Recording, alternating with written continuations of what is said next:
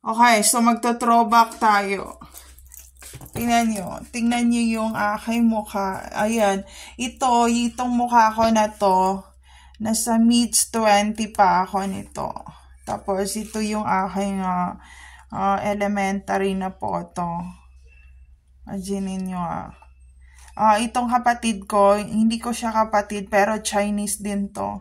For ibang names naman na Chinese. Chinese din siya. Chinese din siya and mas maliit yung mata niya compare sa akin. So, yung school na na-vlog ko, ito yung uniform ng school na to. Hindi na ganito yung hindi na ganito yung uniform nila. Tingnan mo naman, throwback. Pero ito talaga yung uniform. Imagine, ito yung mid-20s ako na picture para makita nyo, di ba? Walang magkakaiba. Ako talaga yan. So, ayun, kaya pag lumalabas kami, nung pumuti ako, kasi pumuti ako dito Pumuti ako dito. Pumuti talaga ako dito. Walang yan, walang enhancement or walang gluta yan.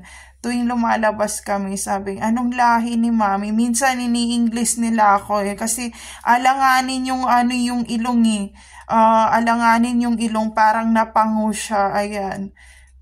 Tapos tingnan mo dito, ito inayos na nila to na ilong ko kasi umiikot na yung mga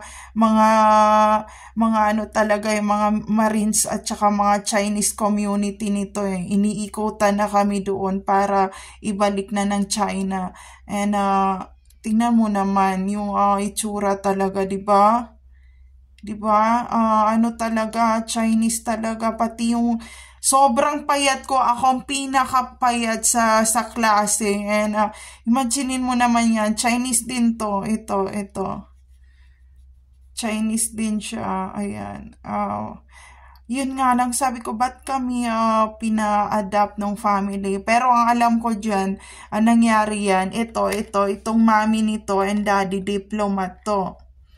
Tapos ako, yung mami daddy ko, yung Chinese diplomat din. Kaya naiwan kami nung time na lumayas sila sa Cotabato City, Mindanao. And napunta kami sa mga sugalan doon sa area. And ayan, imaginein mo naman, ganyang kaliit na bata, maiwan mo sa field talaga. So, ayun, baka kasi may magkapi. So, ito lang yung naging anak ko, si Hiro, si Gabi. And habang tumatagal, lumalabas yung Chinese blood dito sa mga bata. Tingnan mo naman, sabihin nyo kung hindi ko sila kahawig talaga, di ba? Lumalabas talaga na may lahi. So, ayun. So, nung time na nung time na naiwan ako, araw-araw yan, dinadala nila ako doon sa facilities ng clinic nila, na private clinic, para kuhanan ng Excel. And umiiyak ang lola ko, sabi niya, balang araw malalaman din niya kung sino siya, na hindi siya taga Mindanao, na hindi siya taga Cotabato City. And sinabi ng mga tao na yun na paparamihin siya ng paparamihin. And nakatingin lang ako sa kanila, sabi ko, oh my God, paparamihin, ganyan. So, nagkakaroon na ako ng isip na hindi nila ako part. And there's some of the vlogger na nawala rin ang kanilang Asia na mga anak ay napunta sa ibang lugar.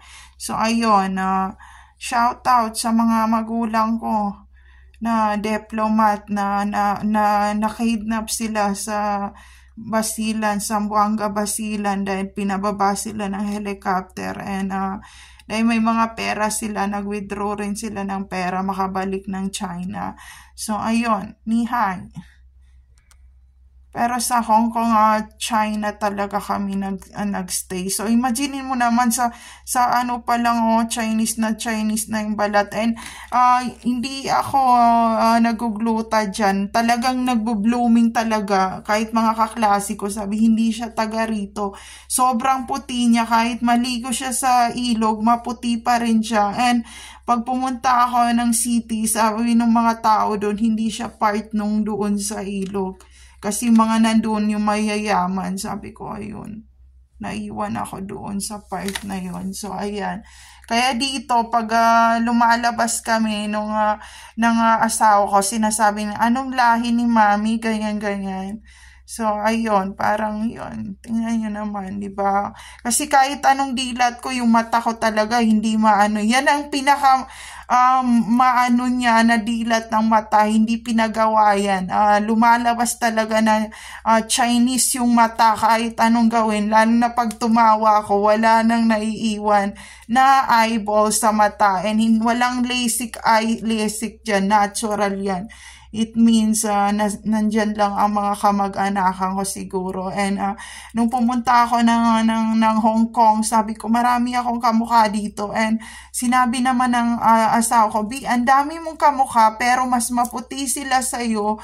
Medyo chinita sila pero pagdating doon sa katawan, pasok na pasok ka doon sa kanilang body calendar, body ano talaga. So, ayun.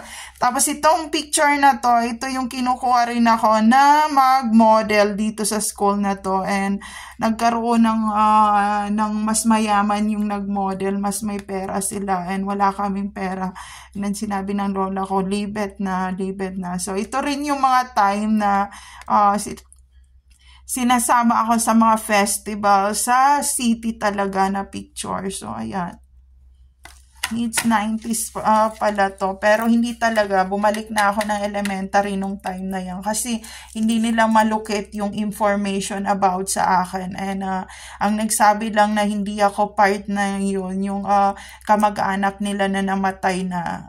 Bago siya namatay, nagpaalam talaga siya na sabi niya, mga pamangkin, hindi kayo part ng ilog na to and mag-aral kayong mabuti pag nawala ako. So, ayun.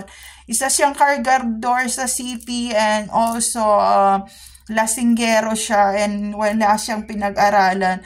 Hanggang grade 1 ang kanyang napag-aralan. Kaya yun ang sinabi niya na tawag niya sa aming pamangkin. Na pamangkin pagdating ng araw, hanapin yung totoo yung mga magulang kasi hindi kayo part dito. Kaya sinasabi ng mga sa city na iba ang mga mukha nung nandoon sa refugee camp kasi lahat sila may itsura and parang pinilian yung mga bata doon. O pinilian talaga dahil hindi nila kami kamag-anak. So, aminin nila yon.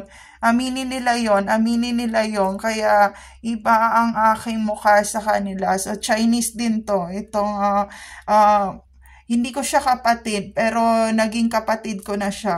Meron din siya mga magulang na Chinese and hinahanap din siya nung time na yon. So, kaya kami pinag-isa ng bahay dahil pareho kami na Asian at Chinese. And yun ang weird kasi may mga iba pa doon lahi na mga bata na pinapahalo rin sa isang bahay na ito si ganito, ito si ganyan. So shout out sa inyo. So ayun lang, there's no safe place to all targeted individual out there. Take care always everyone.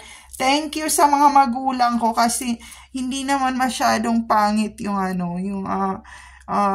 yung mukha ko talaga. And iba yung skin tone ko kaysa sa kanila. Tingnan mo naman, Chinese talaga yung dito. Kaya yung mga nakakita sa akin na nag-aaral sa Chinese school, masama yung tingin. Laging tinatanong, sino siya?